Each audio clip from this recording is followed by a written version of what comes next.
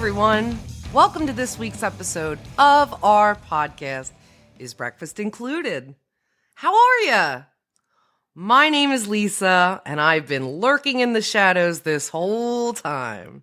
But today, I'm going to take the lead, pull the old switcheroo, and put Bernie in the hot seat.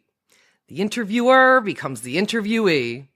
We had a really great conversation. Let's check it out. Da da da. Ha ha ha ha ha. Ho ho ho ho. And we're done. And we're back. It's a wrap. Okay. So, tell me who you are. Hi, my name is Bernie Guerra. Hi, Bernie Guerra. Hello, Lisa. I'm a guitar / bass tech / guy that does things on stage. I'm from Texas. Texas. Yeah. I like long walks on the beach, you know. What was it like growing up in Texas? Well,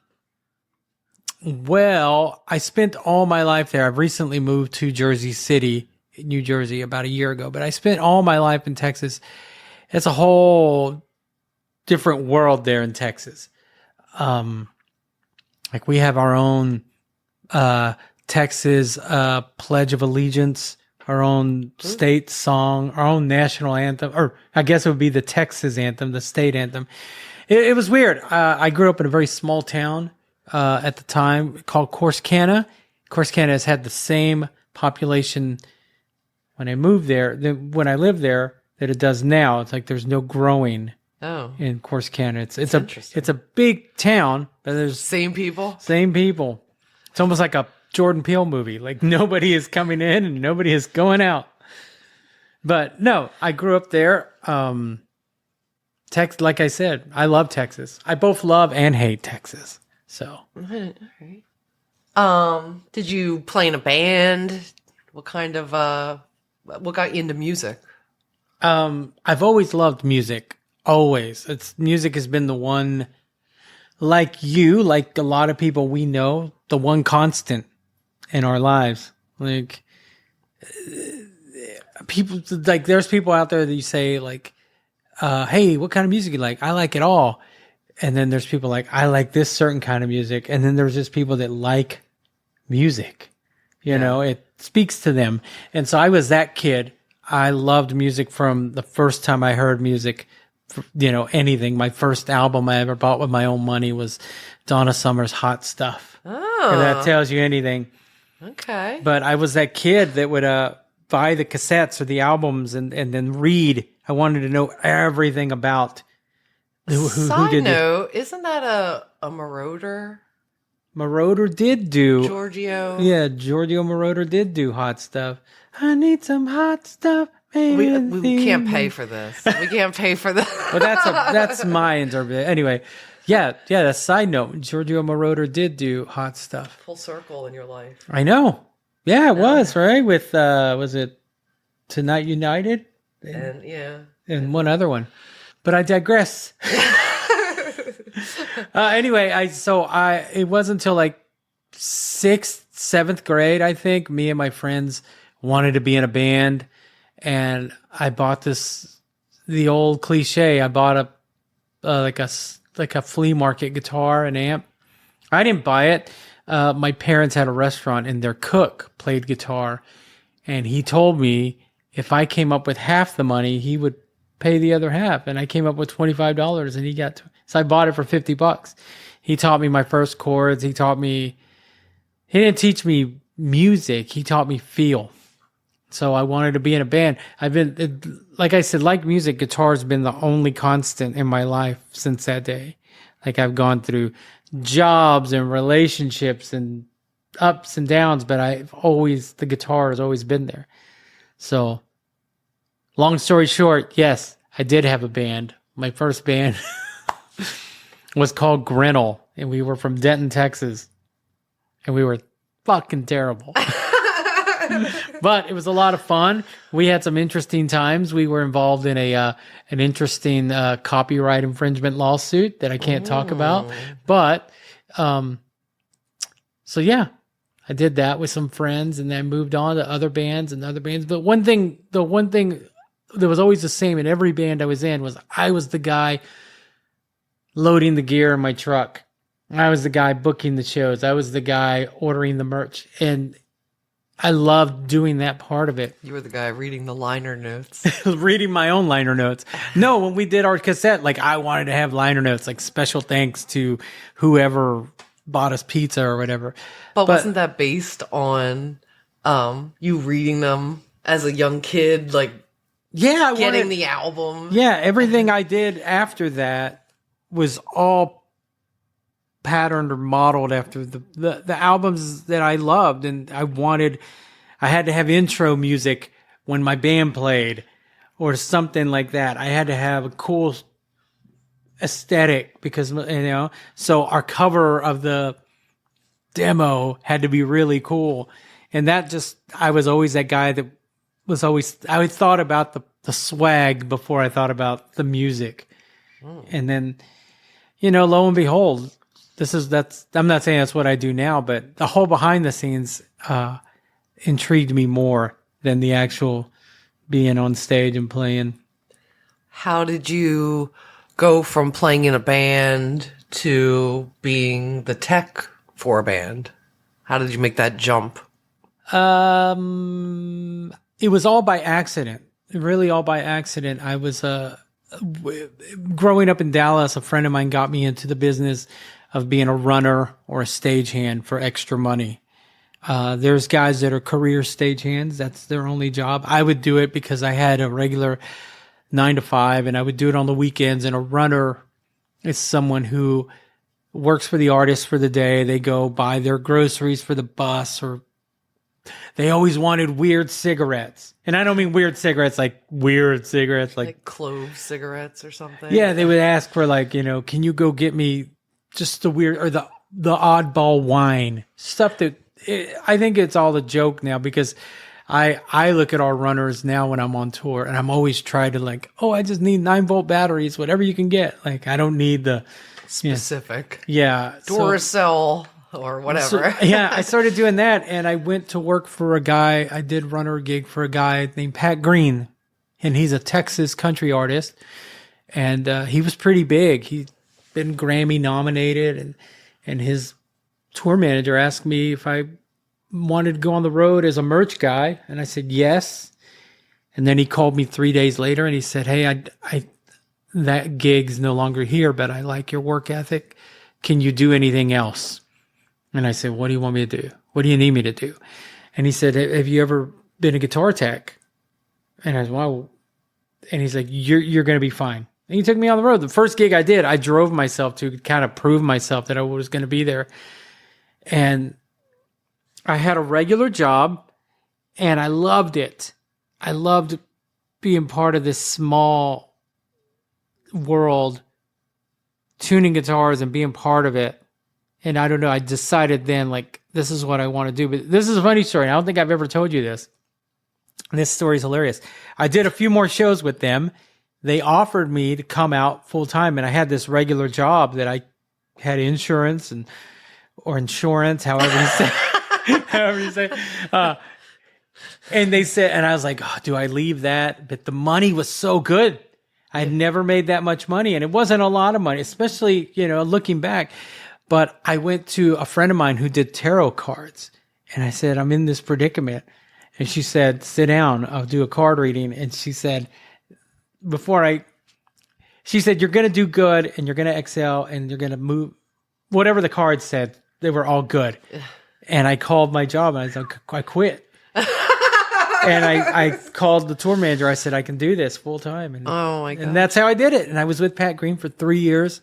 I loved it. In that time, I met a guy named Josh Ritter, who I eventually went to work for. And, but while I was with Pat, 3 years into it, he started slowing down touring, and personal reasons, I wanted to move on, and I almost quit the whole business. And I got a phone call from a guy named Bill Reeves, and he said, "I got your name from your friend Carlos. We need a guitar tech. This is what it pays. This is the band." I had never heard of Pharrell Williams. I didn't know who he was. It was his band NERD, but all I heard was the number that they threw at me. And at the time, I was a single dad. And it was just in country, they only tour on the weekends. So with Pharrell, it was the same way. He would only do shows on the weekends at the time. So I jumped at it and just moved on and moved on. I was that networking guy that everyone I met on the road, I'd tell them, hey, if you're looking for a guitar tech, it's me. Until eventually I got the call from Duran Duran.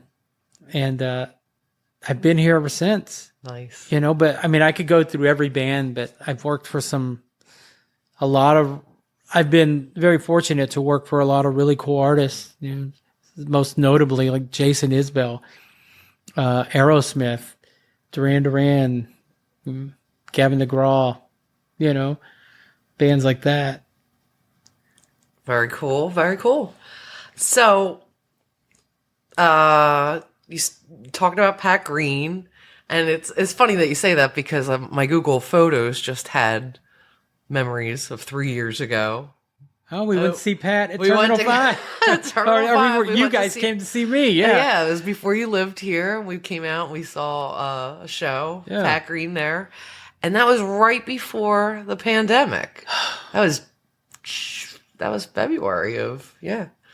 So, a lot has happened since then. And how did you end up starting this breakfast? I mean, I, of course, know this story. You know. But how did you start as Breakfast Included? How did you, I don't know, come up with the name or the artwork or the song or just tell me everything. How did you even come up with the idea? It's funny that you ask that.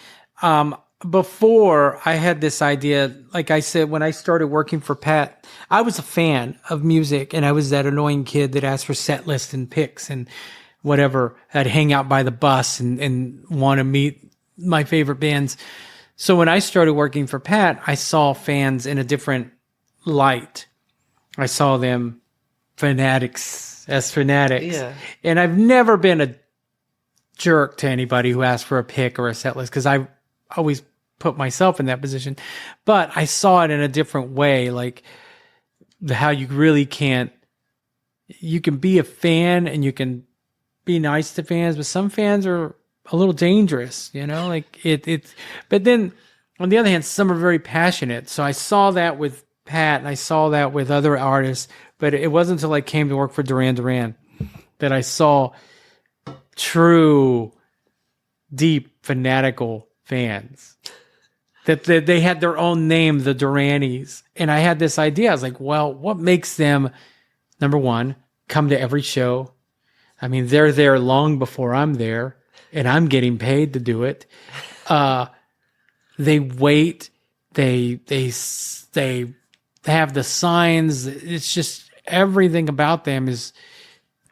And I had this idea. I wanted to go and interview them on video and just not to mock them but just because I was curious, what about this band makes you so passionate?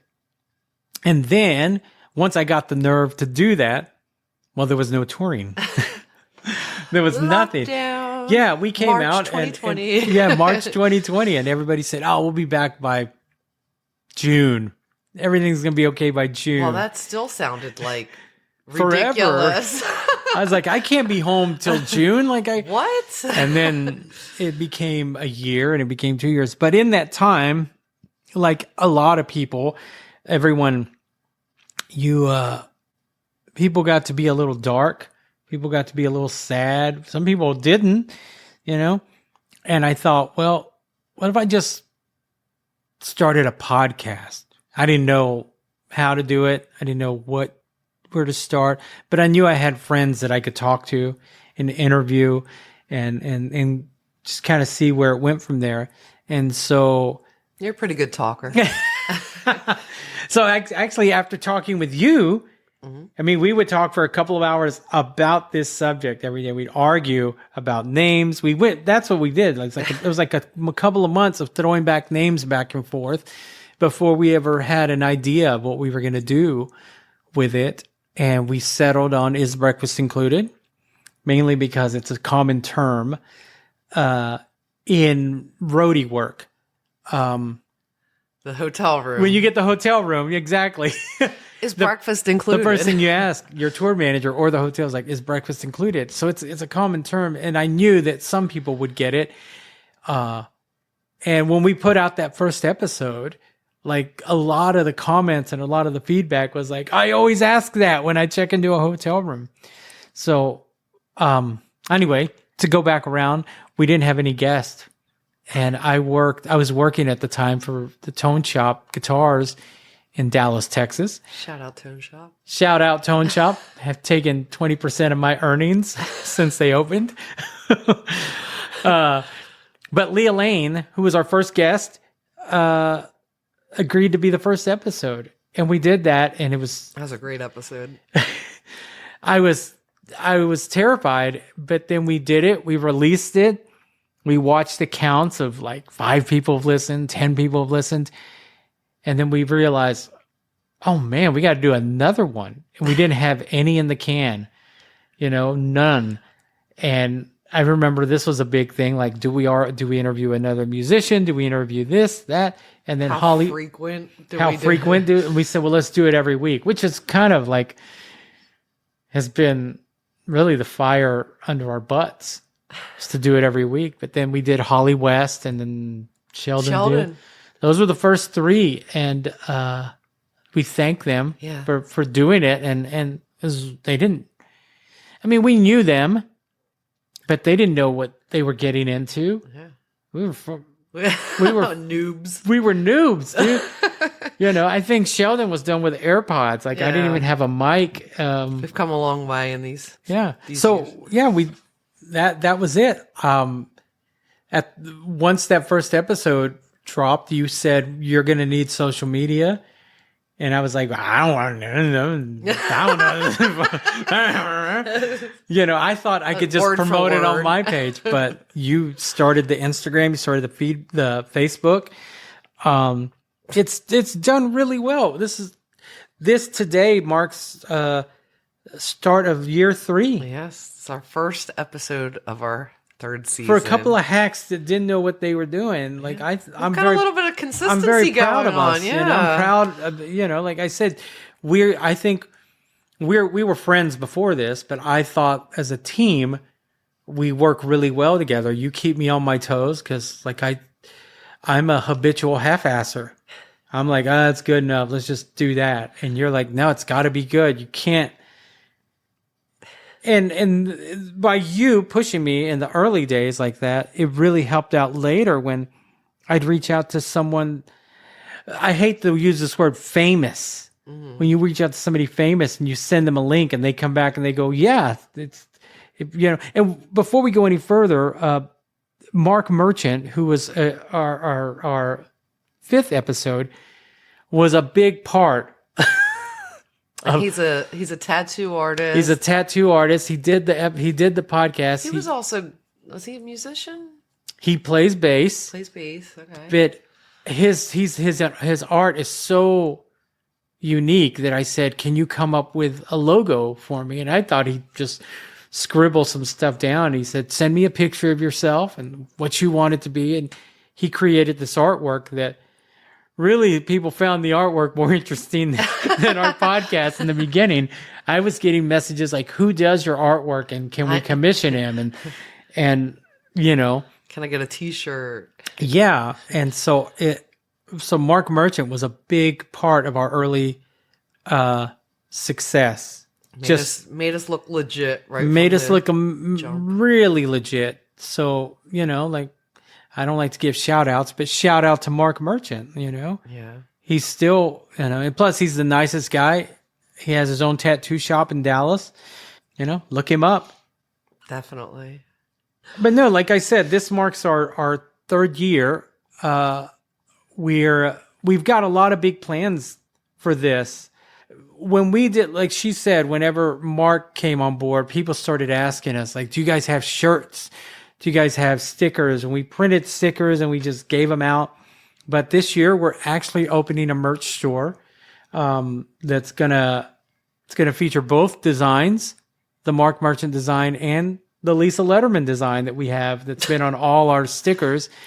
And you can find that at isbreakfast.bigcartel.com. And we're going to mention that again at the end of this podcast. Isbreakfast.bigcartel.com. But no, from the beginning, from Leah to Holly to Sheldon, like, man, we've had some great guests. Like I said, Mark Merchant. Episode 15 was Rudy Sarzo. Like, that was somebody who I grew up idolizing, being Hispanic, being a musician, being a little metalhead. Like, Rudy Sarzo, me and my friends looked up to him because he looked like us, and he played for Ozzy and Quiet Riot and Whitesnake. And I just emailed him, and he said yes. And I'll tell this story too, real quick. This story, it was on Memorial Day, and he gave me his number, and I called him, and Rudy was so polite. He said, I've only got 40 minutes, so I'm not going to be rude. And I said, dude, don't worry. That's all I need. And 2 hours later, we were still talking. Like, he was so generous with his time, even though he had stuff to do. He kept me on the line for 2 hours. And I felt like after that, like, you feel like you've made friends when you talk to these people. That's really cool. That's a special. And that one was really special because it was Rudy, and because he played with Randy and Ozzy, and because he was, he's a legend in my eyes. And like I said, he was so generous with his time with me, and we texted for a while after that. There were several episodes. Do you have any favorite episodes that you remember? I always like the women. I feel like, I like the representation of women. I like the Noelle Jordan, episode 36. Her What's Up, Rhodey? How you doing? Podcast is very important because it deals with people in the music industry and how they deal when they're not at work or working, or just how they pretty much cope. But sometimes it's, overlooked to deal with your mental health. It's easy if you have a cut on your leg, but it's not so easy if you feel sad. So I think her bringing attention to that, and a lot of people that are, maybe more susceptible to, drug and alcohol dependency and stuff. That's a good thing. Be more open, talk about your feelings. Don't drink them away. I thought that was a really good one. I really liked hers. Mackenzie Phillips, episode 61. I think you guys had a cool little bond. We had a moment. Yeah, it was pretty neat. I really liked that episode a lot.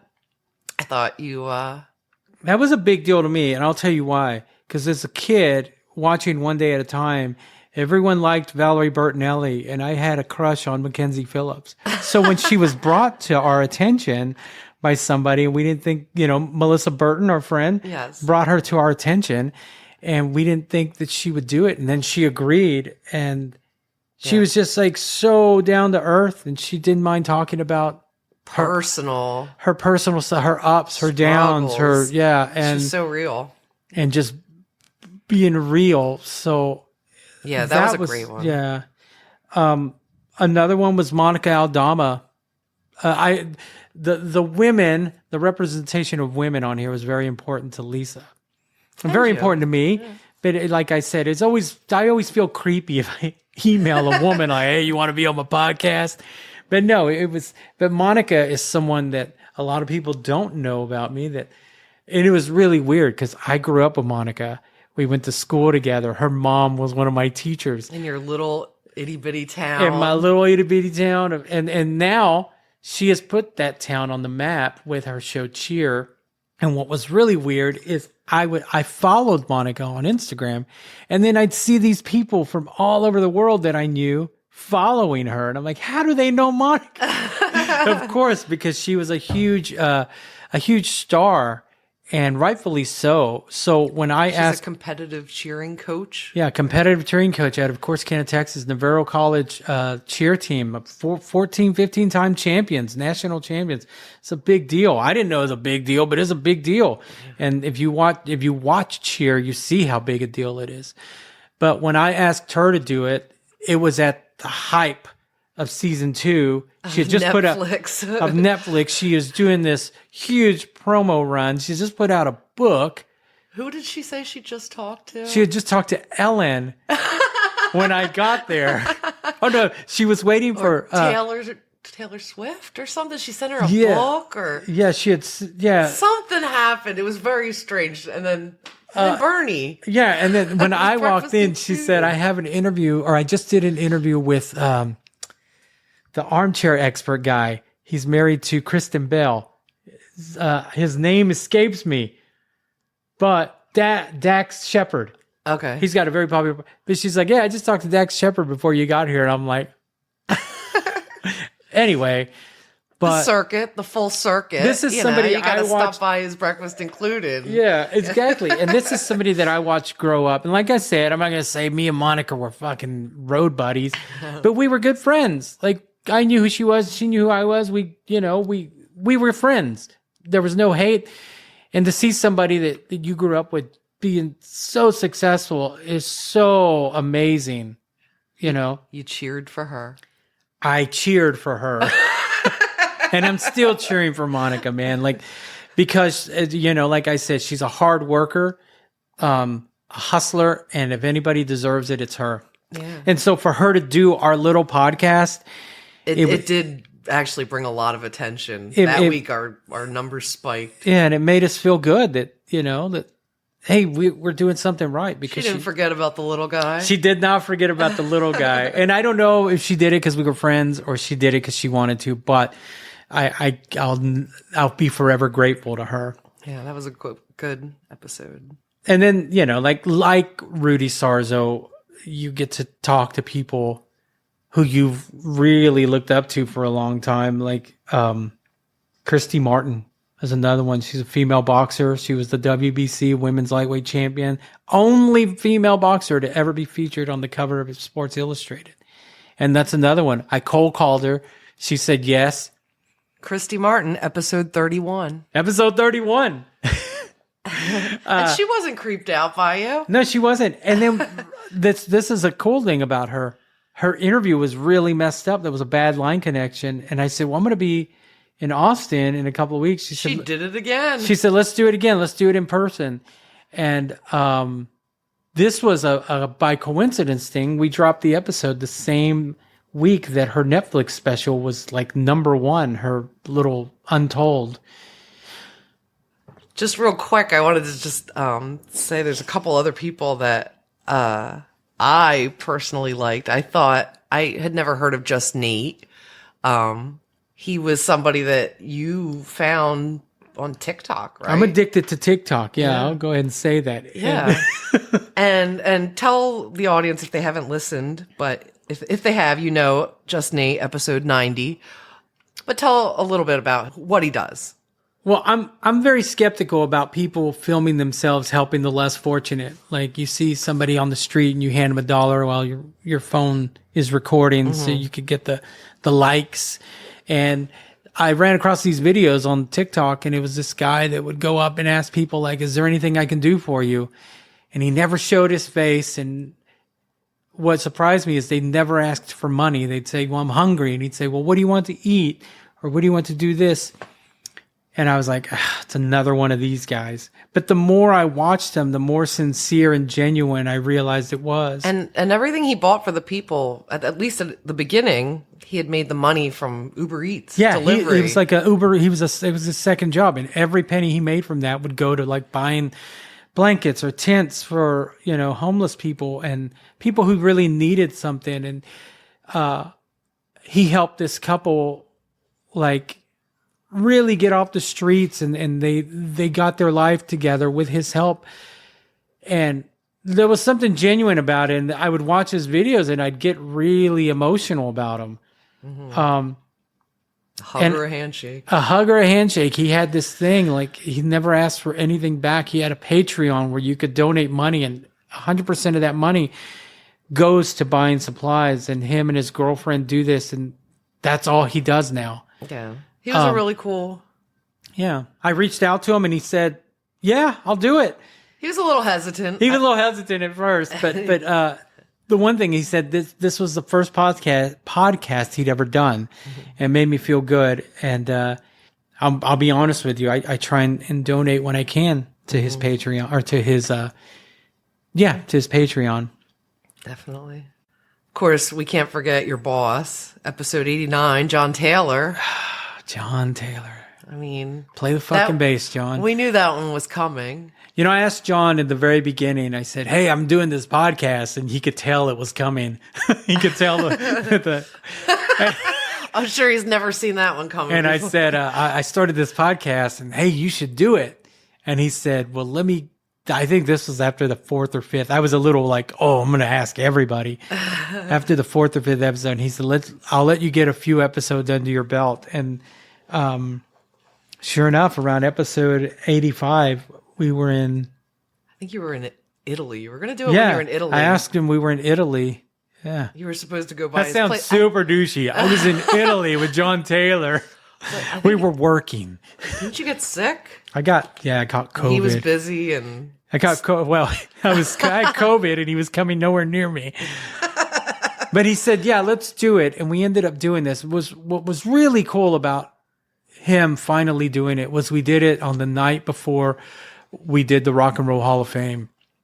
It was right in between that Halloween show. Yeah, we did this really cool Halloween show in Vegas, and then they were being inducted into the Rock and Roll Hall of Fame. And I made it a point. I remember telling you, like, I'm not going to ask him Duran questions. You know, I'm going to ask him I want to talk to him. And it turned out to be a really cool conversation, and he was really into it. And I remember the next day. Very down to earth. It was just, regular conversation. Yeah, the next day he said to me, like, I realized we ended it pretty quick. I didn't get to ask anything about you. It's like, you know everything about me, John. But no, to have that, I mean, John Taylor is giving me a life that I never thought I would have. I've been with him for 13 years. He's taken me around the world a few times. And, I was talking earlier about where I grew up, and I thought I was going to live and die in that town. Pat Green changed my life. John Taylor just has done everything for me. I've met people. I've been in the presence of royalty because of him. So to have him, literally royalty. So to have him do our little podcast was a big deal. And, I'll forever be thankful to him. But also because of John, I met Dolly Parton. No, but I love this, and we're speaking of Rock and Roll Hall of Fame, that was a pretty cool event. It was a cool experience. We got to watch the rehearsals. We got to watch the show. Oh my goodness, that's what I loved about Duran performing first, is I got to pack up and then watch the rest of the show, and I got to rock out to Judas Priest. That sounds so like I get to rock out, but if you know me, yeah, you did. You rocked out. I saw you. And then I got to dance to Lionel Richie, and and I was dancing. I got proof right here. I was dancing. Not on the ceiling, though. I was dancing all night long, though. This has turned pretty goofy, hasn't it? But like I said, we have no plans to slow down. Once again, we're starting a web store because we've had a lot of people ask us where they can get the shirts. It's isbreakfast.bigcartel.com. Yeah, we'll have a website hopefully starting up soon. We may put out my Venmo out there if you just want to send me money, not even buy it. Don't waste the time and order the shirt. Just send me the money. I'm joking. No, we just want to say we do this.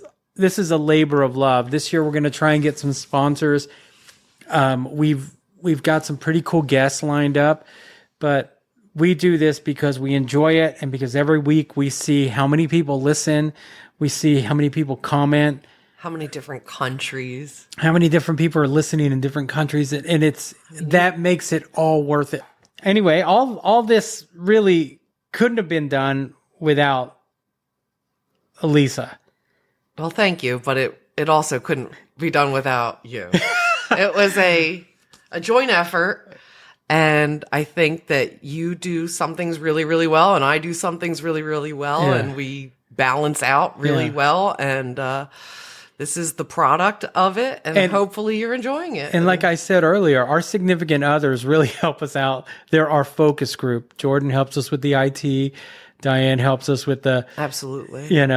with the, basically letting us, she's our tiebreaker every week. Tasty and Cooper if we have to. Yeah, Buddy will jump in. But no, I just want to thank them for their patience, really. Their patience. Support. Like, they have to hear it every week. And our pins and our mugs that we get. Yeah, they've been very supportive of this. A lot of people, our family's been supportive of it.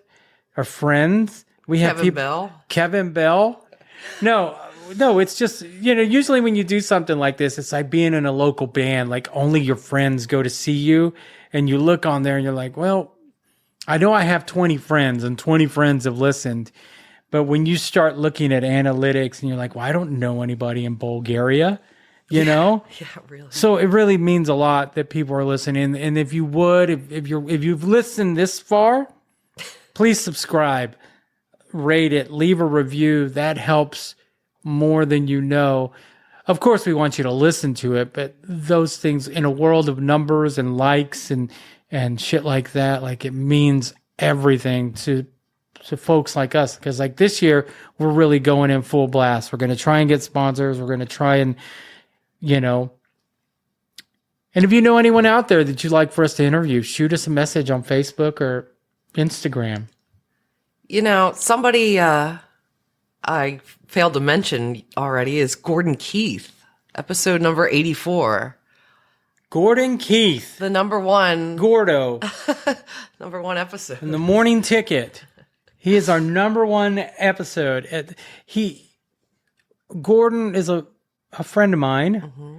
And I asked him because he's interesting. He's on the radio. And I didn't realize Gordon had the reach and the fans and the following that he does.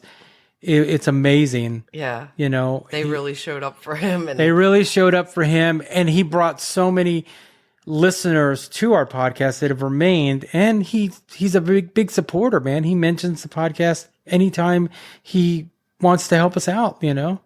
Even during that interview with Simon LeBon, where I put us his breakfast included was dropped in the in the interview. That was pretty impressive. I mean, you got a few texts from that, right? Yeah, few. I know whenever Gordo mentions it because my phone blows up with texts. So Thank you, Gordo, as your friends and fans know you. Definitely. That was a big one for us. And then, of course, Sterling Winfield started our internet website, Windfall. That was pretty amazing. We were getting mentioned by major news. Yeah, news outlets. Yeah, it was really cool. Blabbermouth was Metal Sludge. Pretty cool. But that was really cool also because it coincided with our 100th episode. Yeah. And to go into the triple digits after where we started, it was pretty amazing that we had kept up the consistency for 100 weeks. I honestly thought we'd never make it past 50. I really didn't. I don't think you thought we'd make it past 10. Yeah, I didn't think we were going to make it to the second one. But here we are. Every week I think that. Just kidding. Every week as we're going at each other's throats, I think this is the last one. But no, to hit the triple digits, Sterling Winfield, it was amazing. And then to get mentioned in several websites, it was just really cool. Yeah, to watch the numbers really go up just because of, being linked to that kind of. Anything else you want to add? I don't think so. I think,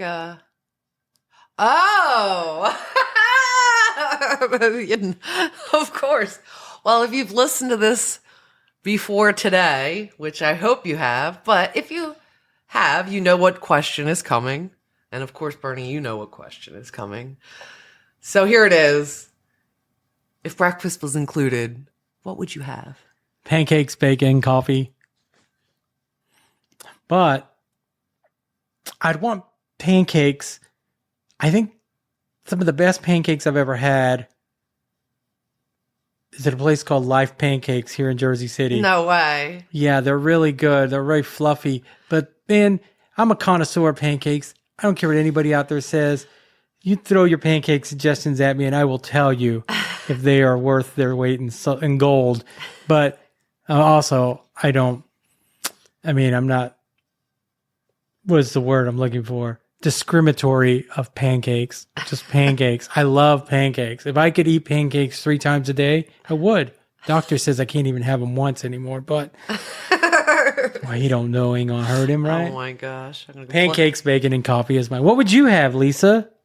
Well, it depends. Some days I'm straight up oatmeal or a yogurt parfait. But then if I'm really going to go for it, I like French toast. You know, if I want to sweet something, like French toast is really good, especially right over here at City Diner. Across the street at City Diner. It's pretty good.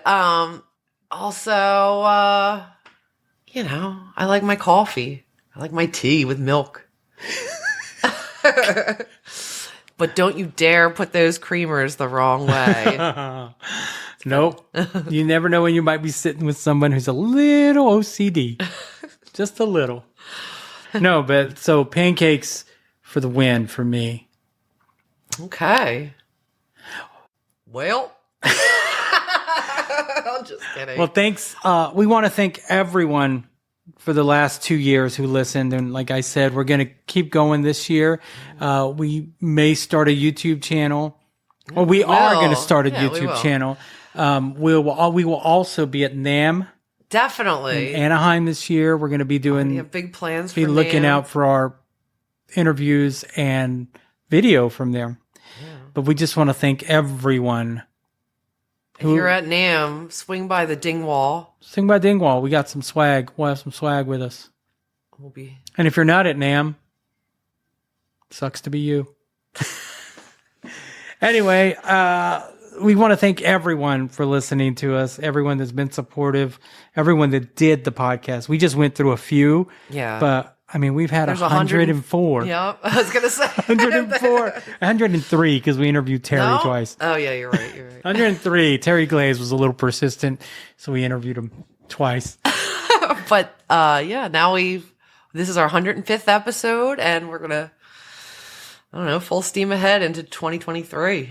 Right on. Bigger and better. Maybe you guys will hear Lisa a little more this year, too. Hopefully we'll get some more good stuff for you, some more content that everybody will be interested in. Right on.